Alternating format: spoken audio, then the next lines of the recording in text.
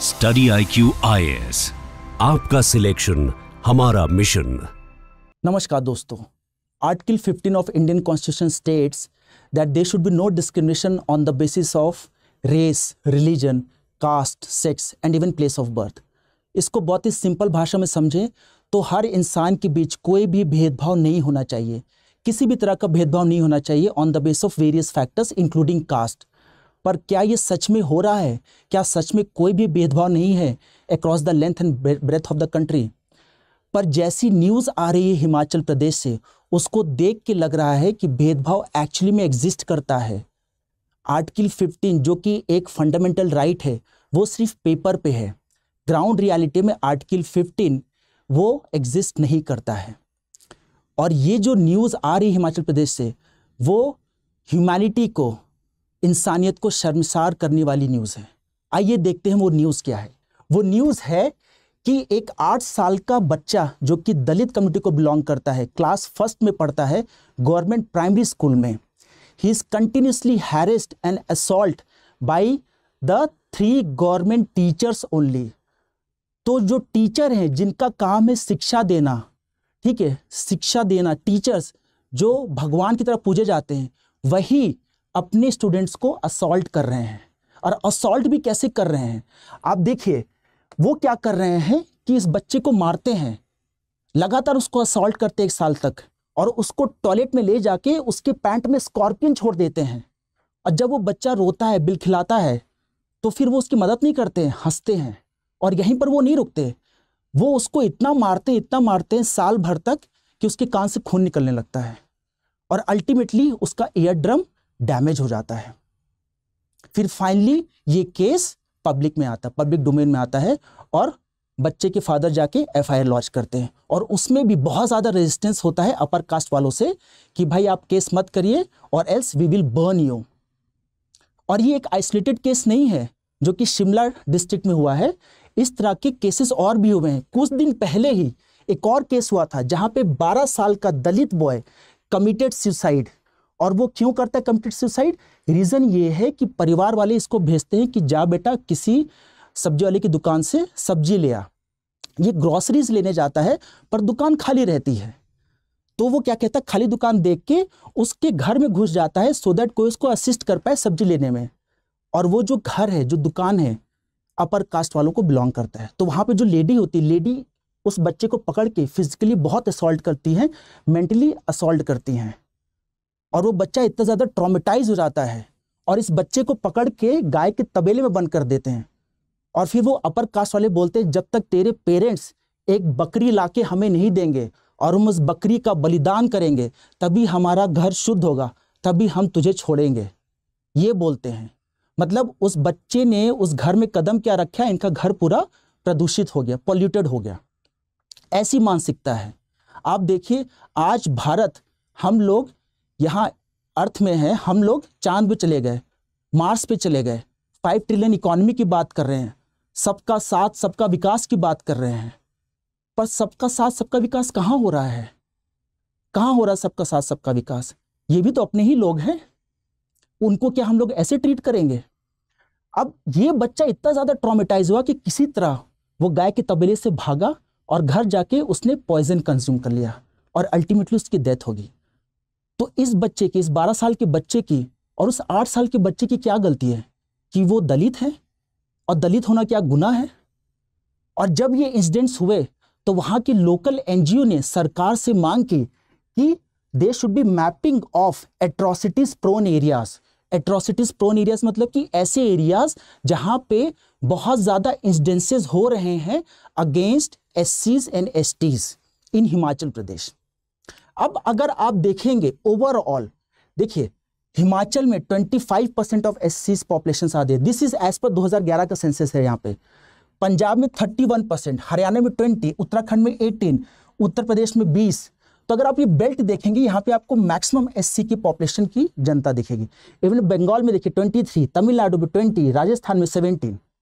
तो मैक्सिमम आपको जनता यहीं पर दिखेगी SC पॉपुलेशन की। अब अगर हम लोग NCRB का कुछ डेटा देखें, लेटेस्ट डेटा, तो आप देखेंगे कि as per NCRB data over 50,000 cases has been registered जहां पे crime against SC has been committed.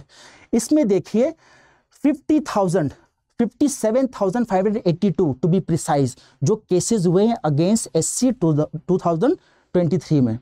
और उसमें भी अगर आप देखें पर लाख पॉपुलेशन में 28.7 एवरेज आता है। सबसे ज़्यादा केसेस उत्तर प्रदेश में रजिस्टर्ड हुए हैं करीब 15,000, उसके बाद राजस्थान में विच इज़ अराउंड 8,449, फिर थर्ड प्लेस में मध्य प्रदेश जो कि 8,232 है, फिर फोर्थ प्लेस में बिहार है।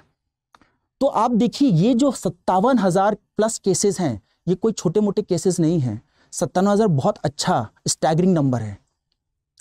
अब हम लोग बात करेंगे, हमें जानने की कोशिश करनी चाहिए ये केसेस हो क्यों रहे हैं, क्या जेनेसिस है इसका। अब सबसे पहले अगर आप देखेंगे डीप रूटेड कास्ट प्रेजुडिसेस, देखिए लगातार ये जो वर्ग है एससीज का वर्ग, एसटीज का वर्ग, they have been deprived of education. जैसे वर्ण व्यवस्था थी तो they are not part of even varna system, they are called avarnas. तो वर्णा के हिसाब से उनको सिर्फ और सिर्फ मीनियल काम करना है, मीनियल काम करना है।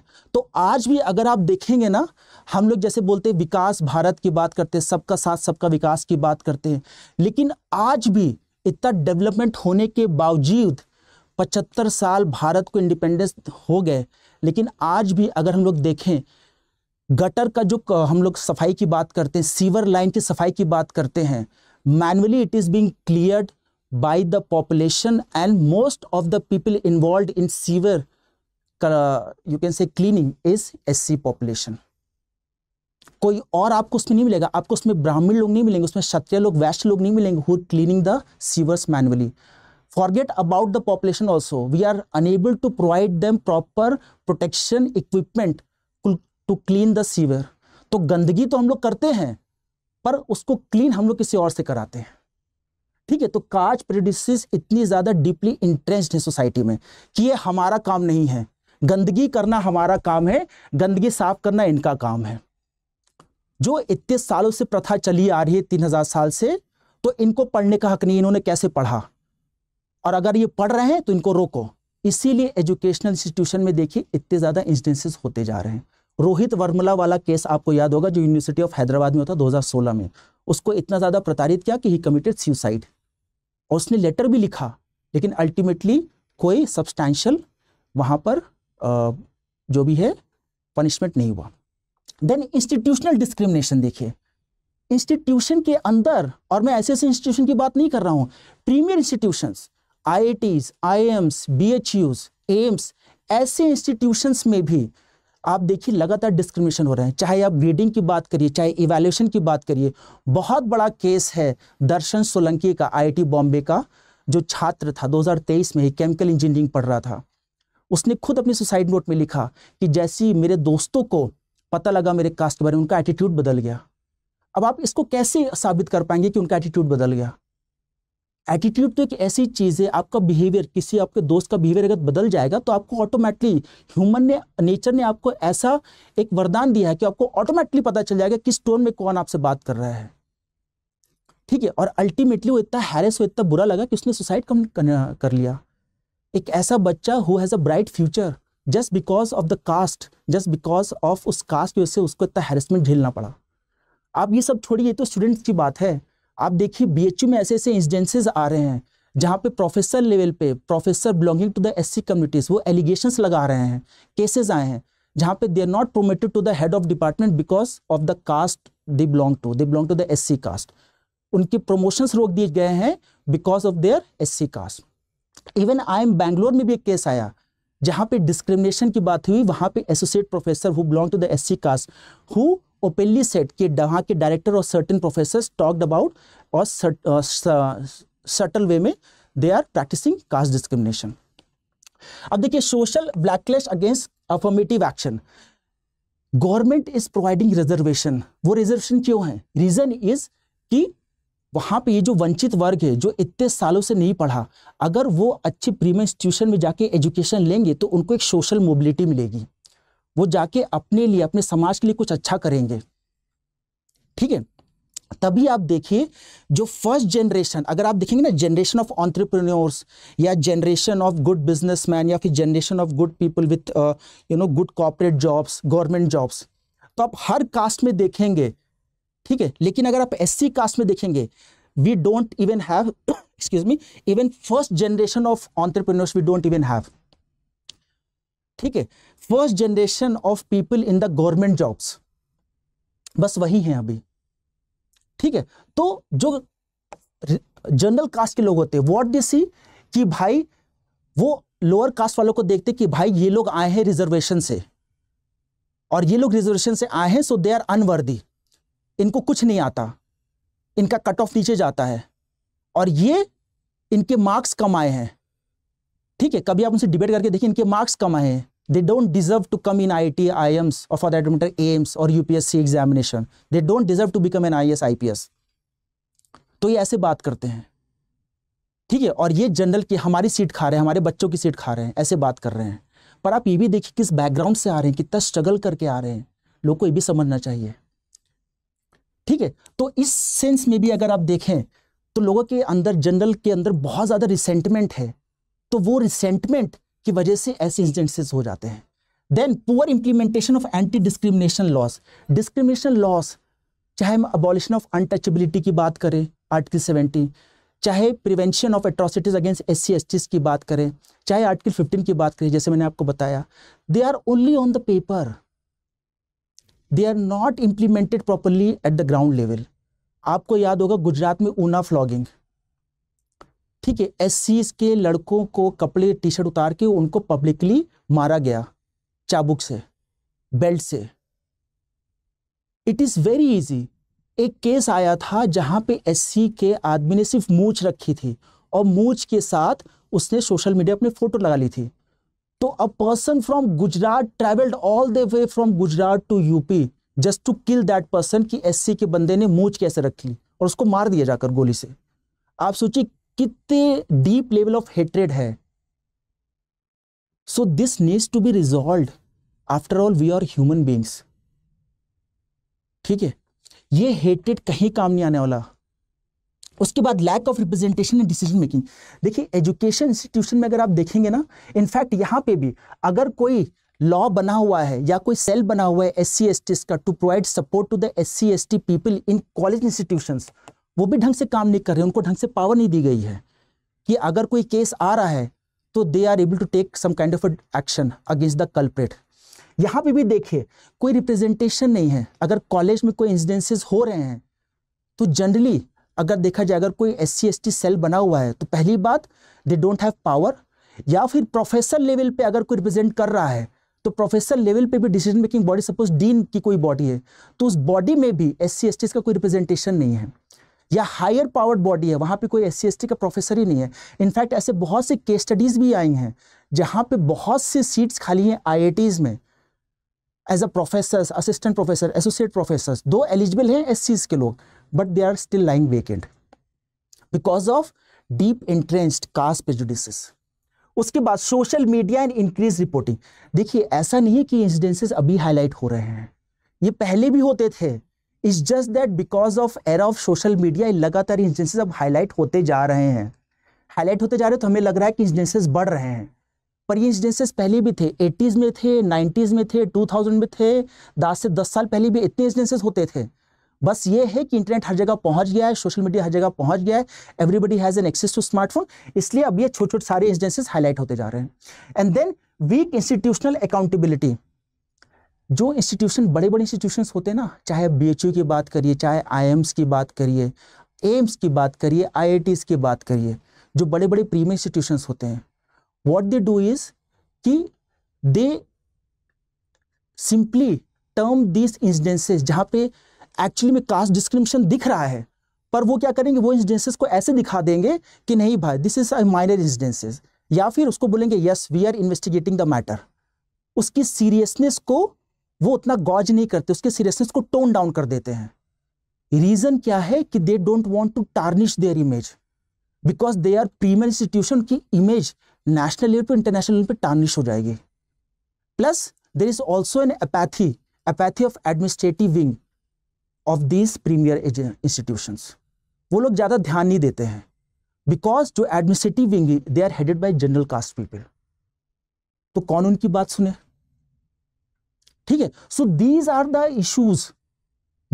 The issues why such instances are occurring and they are continuously occurring in educational institution. Okay, अब अगर ये हो रहा है तो उसका इम्पैक्ट भी तो होगा बहुत ही खराब समाज में। इसका इम्पैक्ट है साइकोलॉजिकल एजुकेशनल। सबसे पहले साइकोलॉजिकल देखते हैं। देखिए साइकोलॉजिकल क्या होगा इम्पैक्ट। बच्चा जिसके साथ ही ऐसे इंसिडेंसेस हो रहे हैं उसके साइकोलॉजिकल, उसके माइंड पे कितना गंदा इम्पैक्ट आएगा। देखिए दैट पर्सन का कॉन्फिडेंस पूरी तरह टूट जाएगा, कॉन्फिडेंस टूट जाएगा। That person, that student will suffer from inferiority complex. उसको कॉम्प्लेक्स फीलिंग आने लगी and they might even try to commit suicide. जैसे दर्शन सोलंकी का केस बता रहा था मैं आपको, उस बच्चे का केस बता, 12 साल के बच्चे का हिमाचल में। ठीक है, आप देखिए इससे स्कूल ड्रॉप आउट्स होने लगेंगे। ऐसे बहुत से केसेस आए हुए हैं जहां पे पीएचडी स्कॉलर्स को एडमिशन नहीं दिया जा रहा है, ठीक है, या उनको हैरेस किया जा रहा है so that they just drop out during the PhD, so that उनकी पीएचडी ना खत्म हो पाए। ठीक है, और इसको आप प्रूव नहीं कर सकते हैं। आप कोई ना कोई जो है, जो भी पीएचडी को सुपरवाइज करे, कोई ना कोई कमी जरूर निकाल देगा, उसको आप प्रूव कैसे कर पाओगे।